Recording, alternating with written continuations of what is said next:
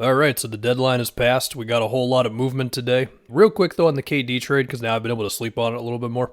I think the Nets did fine. I want to do a video talking about the future of the Nets. Yeah, my initial reaction was like, whoa, Mikal Bridges is the best player coming back in a KD trade, even if I also acknowledge that he's been a better scorer on top of, one of the best defensive players in the league. They got all the picks, Cam Johnson. I think the Nets did fine. Again, I want to do a video on them. And also in the deliriousness, if that's a word, of the KD trade, I said Mikal Bridges was 24, he's 26. So that's my bad. Let's talk about all the moves that went down today, but let's also talk about things that did not happen. And, before I get to like James Wiseman going to the Pistons and stuff and the Warriors getting back GP2, I would like to go to Toronto. I will talk about Jakob Poeltl. We'll talk about that protected pick. But first off, OG Anunoby is on the Raptors. Fred VanVleet and Gary Trent Jr. are also still on the Raptors. And the question becomes, did nobody want to meet the asking price of the 3 firsts, which, that was the rumor, of course. Especially after the KD trade, you would think a team like Memphis might be like, well, we might have to use OG Anunoby if we want to go through Kevin Durant in Phoenix. Or attempt to go through him, you know what I mean. As for Fred, the biggest team for him was the Clippers pretty much, right? And, look, the conversation about Fred was his free agency, and now we're just going to have that conversation again pretty much. He's got the player option. He wants a whole lot of money. We'll see. Same thing with Gary Trent Jr., his $18 million player option. I guess this can lead to the Poeltl thing, which maybe this has something to do with it. We imagine that Poeltl can give the Raptors an option for more discipline defensively, because now they got him and Precious, and we'll see if they play together at times. We imagine it's going to be a lot of like one starts, then one comes in for the other one. But Jakob is more of a drop big, and he's a good rim protector, of course. He's also a good screen setter, and he's a good passer if you tap into that and let him run like little things from the top of the key or whatever. But the biggest thing is that, the Raptors, they have had a more aggressive defense at times, and it's led to them giving up a lot of corner threes, and you hope with Poeltl, he can just kind of man the paint and allow your guys to not be in as heavy a rotation defensively, and perhaps that can lead to this defense not being as predictable. That's the hope, because this pick they gave the Spurs, which is top 6 protected in 2024, there's a decent chance that it's going to convey to San Antonio after next season, so they're definitely looking to improve.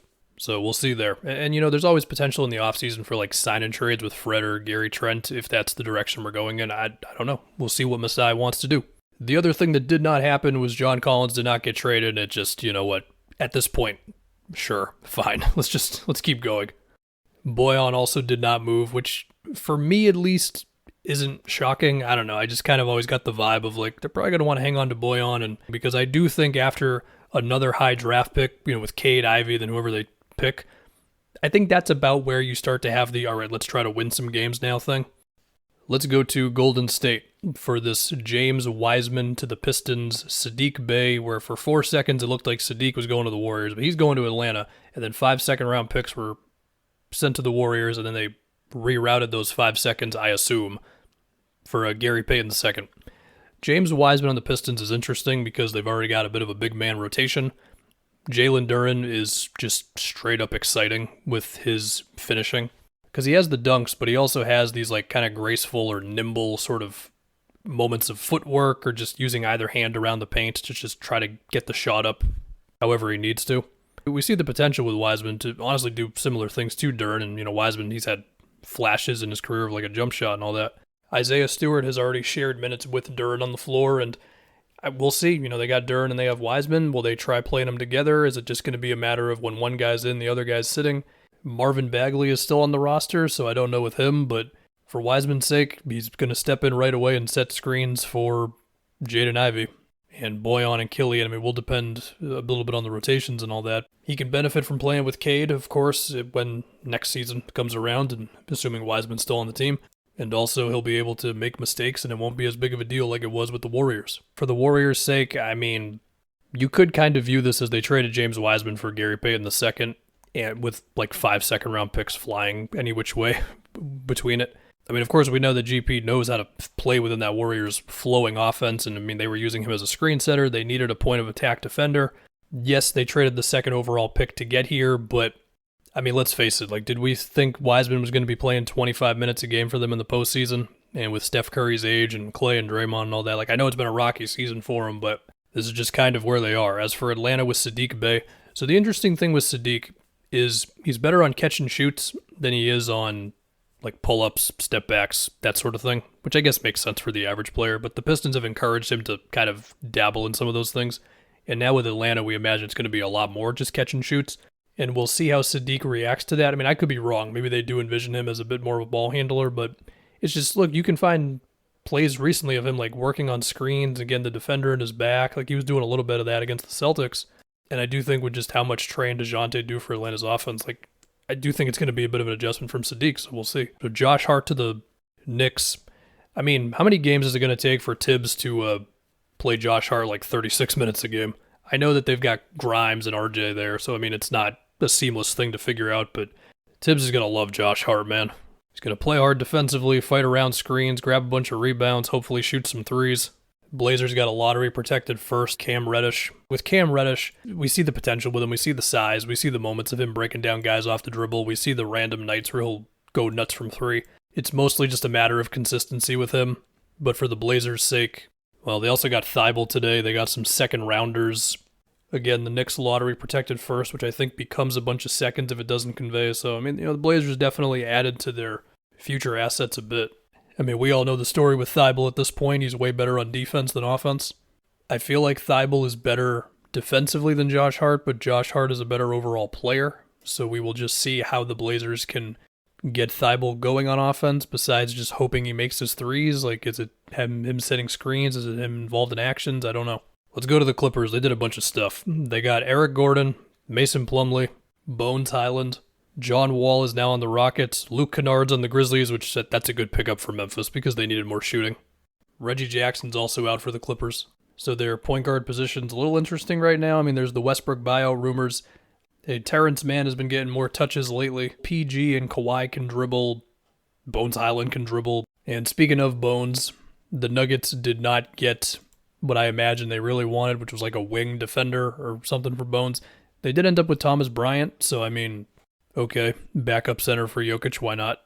I feel like Bones on the Clippers is really interesting. My biggest question there, just how much are the Clippers going to let Bones just be himself, which means you're going to have to deal with him getting pretty adventurous with his shot selection sometimes. But hey, listen, he can have stretches where he just goes off for like 10 points in a minute and a half. He could also get attacked on defense, and also he's not always going to make those tough shots. Anyway, the Clippers also got Eric Gordon.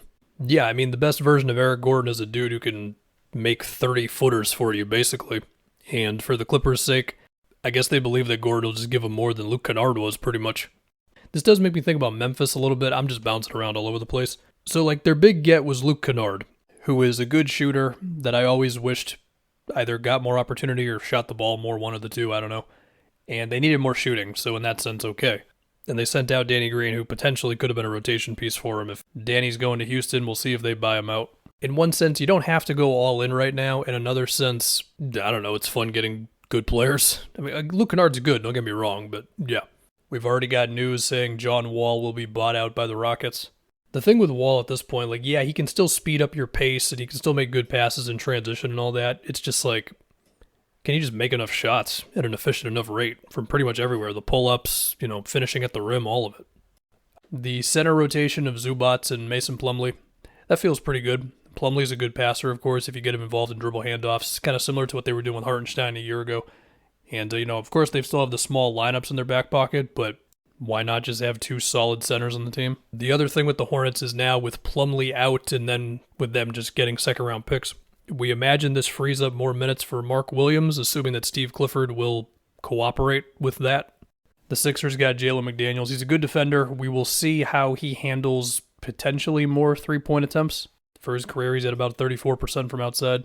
He's shown signs off the dribble as well. I don't know if those opportunities are going to be there for him in Philly like that. I should probably mention Jay Crowder to the Bucks. That seems like I took a little too long for that one. I mean, look, a whole bunch of second-rounders were moving and all that stuff. I mean, for the Bucks, it's pretty simple. You just slot Jay Crowder in there. You hope he plays hard defensively, and you hope he makes, 35% of his threes pretty much. Like, he could be a streaky shooter. I think the biggest win for the Bucks here is that you did this while keeping Grayson Allen, Pat Connaughton, and Joe Ingles, so you now have a little bit more versatility on your wing spots, but Wesley Matthews as well. Do I expect Budenholzer to involve Crowder in the offense more than having him stand in the corner? I mean, I would lean towards no. We'll see if there's some dribble handoff actions in there for him. Maybe set a couple screens. I don't know. We'll see. Mike Muscala to the Celtics for, I believe it was a couple of second rounders. I mean, for my side of things, it's cool. For the OKC side of it, I mean, they also got Dario Saric by trading Baisley, and Saric, he can shoot similar to Muscala, and I mean, Muscala did make a real impact on OKC just from spacing the floor out, and their offensive rating when he was in the game was always really good. And I mean, some of that, of course, because he was playing with SGA and all that, but he did space the floor out, no doubt. The Suns get Darius Baisley, and shout out to them. I feel like I've gotten to everything that I wanted to talk about. I mean, I guess now what we're waiting on is Westbrook most likely being bought out, and then the teams rumored for him are the Clippers and the Heat, I believe. And yeah, I think that's it. Or actually, Mo Bamba's on the Lakers and Josh Richardson's on the Pelicans, so that's fun too.